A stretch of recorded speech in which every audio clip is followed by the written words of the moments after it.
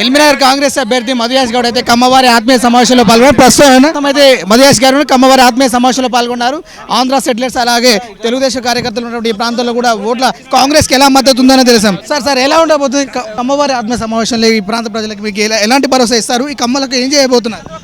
ఇక్కడ నివాసం ఉంటున్న ప్రతి ఒక్కరికి కూడా సమాన హక్కులు ఉంటాయి, సమాన అవకాశాలు ఉంటాయి. ఎవరు కూడా బెదిరించి వాళ్ళ హక్కును కాల రాయలేరు. ఓట్ల కొరకు ద్వేషం నింపుతూ ఇలాంటి ద్వేషపూరిత రాజకీయాలు నడుపుతున్న బీఆర్ఎస్ పార్టీని పొందబెట్టాలి. ఇక్కడ నివసిస్తున్న మా కమ్మ కులస్తులందరికీ కూడా వాళ్ళని హక్కును తెరుచుకొని వాళ్ళు రక్షించుకునే బాధ్యత తీసుకుంటాం. ఈ బీఆర్ఎస్ పార్టీ ఈ విడదీసే రాజకీయాన్ని కాల రాసేసి మంట కలుపుతారు. ప్రధానంగా ఈ కమ్మ వాళ్ళు ఇక్కడ వనస్థలిపురంలో ఎక్కువ ఉన్నారు. ఈ నేపథ్యంలో కూడా ఈ ప్రాంతంలో ఉన్నటువంటి కమ్మ సెటిలర్స్ ఇంకా ఆంధ్ర సెటిలర్సే అంటున్నారు, తెలంగాణలో భాగం చేసుకోలేదు. ఇవ్వడం రాజ్యాంగ వ్యతిరేకం.